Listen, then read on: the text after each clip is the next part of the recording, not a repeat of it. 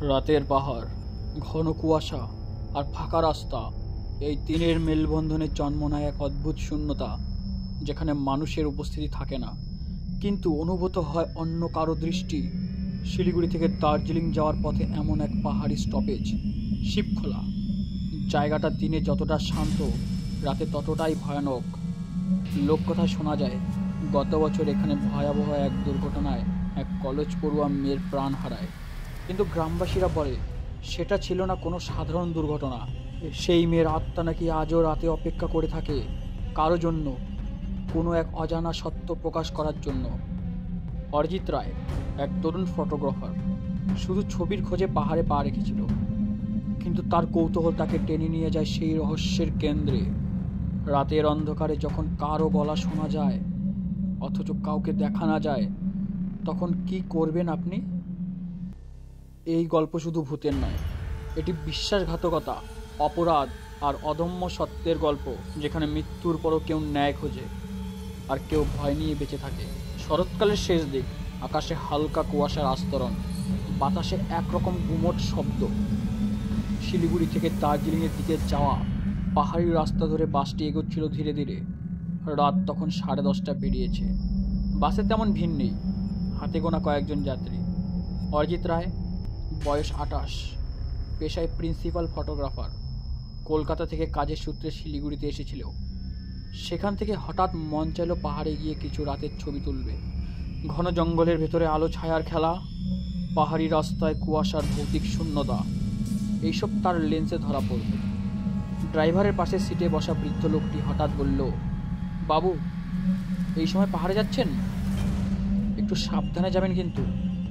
অরিজিৎ হেসে উত্তর দিল, কেন দাদু, এই সময় কি হয়? বৃদ্ধ চোখ সরু করে তাকালো। এই রাস্তায় নাকি মাঝে মাঝে অদ্ভুত সব জিনিস দেখা যায়। পাহাড়ি দেবতাদের নাকি কেউ রাগিয়ে দিয়েছে। অরিজিৎ এসব কথা গায়ে লাগায়নি। ভূত প্রেতের গল্পে তিনি বিশ্বাস করে না, তবে ফটো তোলার জন্য ভূতের গল্পগুলো কাজে লাগে ছবির ভেতর ভয় ধরানোর মতো অ্যাঙ্গেল খুঁজে পেতে। বাসটা মাঝপথে একটা নির্জন জায়গায় থামলো। নাম শিবখোলা।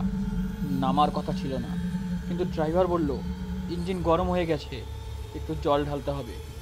চারপাশে গভীর অন্ধকার, দূরে পাহাড়ে গায়ে টিমটিম আলো, আর আশেপাশে ঝিঝি পোকার শব্দ ছাড়া কিছুই নেই। অরিজিৎ নামলো বাস থেকে। দূরে একটা পুরনো কাঠের বাস স্টপ, অদ্ভুত নির্জন, ভাঙাচোরা বেঞ্চ। তিনি সেখানে গিয়ে দাঁড়ালেন। হঠাৎ মনে হলো কেউ যেন তাকিয়ে আছে। ঘাড় ঘুরিয়ে দেখলো কেউ নেই, কিন্তু মৃদু একটা শব্দ শোনা গেল, যেন খুব নিচু গলায় কেউ নাম ধরে ডাকলো, অরিজিৎ। অরিজিৎ চমকে উঠল। অন্ধকারের ভেতরে খুঁজলো, কেউ নেই। ড্রাইভার আর বৃদ্ধ লোক দুজনেই বাসের সামনে ব্যস্ত। আবার শব্দটা এলো, এবার আরো স্পষ্ট, অরিজিৎ, এদিকে এসো। মেরুদণ্ড দিয়ে ঠান্ডা স্রোত বয়ে গেল অরিজিতের। কেমন করে এই অচেনা পাহাড়ি জায়গায় কেউ তার নাম জানলো?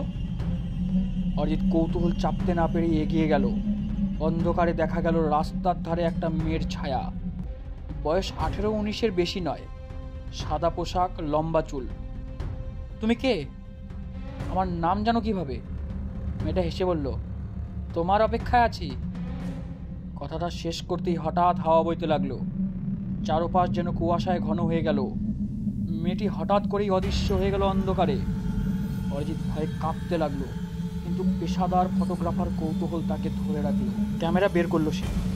শাটার প্রেস করলে কয়েকবার, ফ্ল্যাশের আলোয় কিছু ধরা পড়ল না, শুধু শূন্য রাস্তা।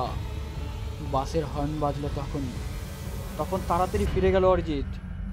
বৃদ্ধ লোকটা তাকে দেখে ফিসফিস করে বলল, কাউকে দেখলেন তো?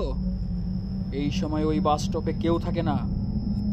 গত বছর দুর্ঘটনায় এক মেয়ে মারা গিয়েছিল ঠিক ওখানেই। দার্জিলিংয়ে পৌঁছে অরিজিৎ একটা পুরনো লজে উঠল। মালিক বলল এটা ব্রিটিশ আমলের বিল্ডিং, অনেক পুরনো।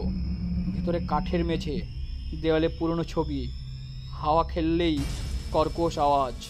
রাত তখন প্রায় 12টা। ঘরে বসে ছবিগুলো গুনছিল অরিজিৎ। হঠাৎ দরজায় করকর করে খুলে গেল। কেউ নেই। করিডোরে ঠান্ডা হাওয়া বইছে। তারপর হঠাৎ আয়নায় দেখতে পেল সেই বাস স্টপের মেয়েটি দাঁড়িয়ে আছে, পেছনে ফ্যাকাশে আলো। অরিজিৎ পেছন ফিরে তাকাতেই কেউ নেই। আবার আয়না তাকাতেই মেয়েটি এগিয়ে এসে বলল, আমাকে মুক্তি দাও, আমি এখানে আটকে আছি। কথা শেষ হতেই আলো নিভে গেল, ঘর কাঁপতে লাগলো, জানালা বন্ধ হয়ে গেল নিচ থেকেই। পরদিন সকালে লজের মালিককে জিজ্ঞাসা করতেই তিনি গম্ভীর হয়ে বললেন, তুমি শিবখোলার কথা বলছো তো? হ্যাঁ, ওখানে গত বছর এক দুর্ঘটনা হয়েছিল। পাহাড়ি রাস্তা থেকে বাস পড়ে গিয়েছিল খাদের নিচে। মারা গিয়েছিল কলেজ পড়ুয়া রিয়া দত্ত নামে এক মেয়ে। লোকজন বলে ওর আত্মা শান্তি পায়নি। অরিজিৎ আরও জানল, রিয়ার শেষ ছবি পাওয়া গিয়েছিল সেই বাস স্টপেই, যেখানে সে কারোর জন্য অপেক্ষা করছিল, কিন্তু কেউ জানে না কার জন্য। অরিজিৎ তখন ঠিক করলো রিয়ার রহস্য সমাধান না করে ফিরবে না। সন্ধ্যা নামতেই অরিজিৎ আবার শিবখোলায় গেল। চারপাশে ঘন কুয়াশা, রাস্তা পুরো ফাঁকা।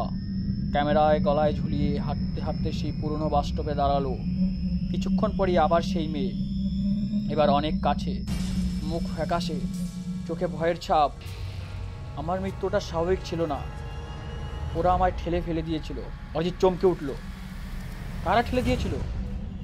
যারা আমার বন্ধু সেজেছিল, সায়ন, দীপ, তমাল। তারা চেয়েছিল আমি চুপ থাকি। কলেজে ঘুষের কেলেঙ্কারি ফাঁস করেছিলাম। কথা শেষ করতেই মেয়েটি অদৃশ্য, কিন্তু তার আঙুলের ইশারায় অরিজিৎ বুঝল রিয়ার লাশ যেখানে পড়েছিল সেই খাদে যেতে হবে। রাত 1টা নাগাদ অরিজিৎ টর্চ নিয়ে খাদে নামলো। কাদামাটির নিচে কিছু চকচকে জিনিস দেখা গেল। মাটি সরাতেই মিলল একটা মোবাইল ফোন আর ছেঁড়া ডায়েরি। ডায়েরিতে লেখা রিয়ার নিজের হাতের লেখা, যেখানে 3জন ছেলেকে অভিযুক্ত করা হয়েছে। হঠাৎ চারপাশে ঠান্ডা বাতাস বইতে লাগলো। মনে হলো কেউ চারদিক থেকে তাকিয়ে আছে। দূরে 3টে ছায়া দেখা গেল, 3জন যুবক। তারা এগিয়ে এসে বলল, তুমি যা পেয়েছো তা কাউকে বললে মরতে হবে। অরিজিৎ বুঝলো এরা মানুষ না, এরা সেই 3 খুনি বন্ধুর আত্মা, যারা রিয়ার মৃত্যুর পরে রহস্যজনক দুর্ঘটনায় মারা গিয়েছিল। ঠিক তখনই রিয়ার আত্মা এসে হাজির। চারপাশে কেঁপে উঠল। 3টি ছায়া চিৎকার করে মিলিয়ে গেল। রিয়া ধীরে ধীরে বলল, আমার সত্যিটা সবাইকে জানাও, এবার আমি মুক্তি পাবো। কথা শেষ হতেই সে মিলিয়ে গেল কুয়াশার ভেতরে। পরদিন অরিজিৎ পুলিশের সব প্রমাণ জমা দিল।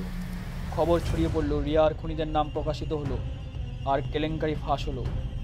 রাতের ট্রেনে ফেরার সময় শিবখোলা বাস স্টপ পার হচ্ছিল সে। হঠাৎ জানালার বাইরে দেখলো রিয়া দাঁড়িয়ে আছে, মুখে শান্তির হাসি। ধীরে ধীরে সে মিলিয়ে গেল রাতের আধারে। অরিজিৎ বুঝলো সে মুক্তি পেয়েছে, কিন্তু ঠিক সেই সময় বাসের পেছনে আয়নায় আবার একটা ছায়া। 3জন যুবকের চোখে ভয়ঙ্কর দৃষ্টি, যেন বলছে খেলা এখানেই শেষ নয়।